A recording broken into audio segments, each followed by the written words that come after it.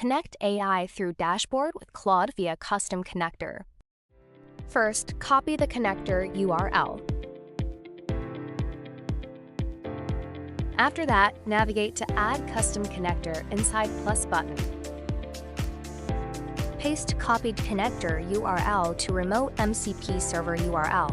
Make sure name and remote MCP server URL are filled. After adding the connector, navigate to Browse Connectors. Navigate and click Recently Added Custom Connector.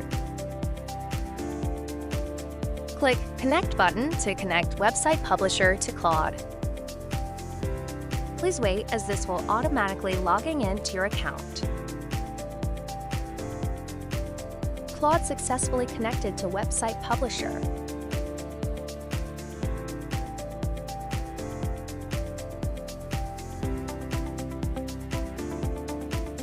In this example, we will try to list available projects in Website Publisher.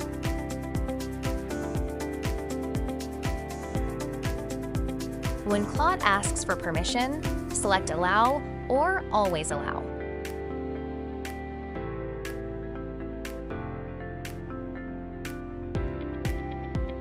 Projects successfully listed. See you in the next video.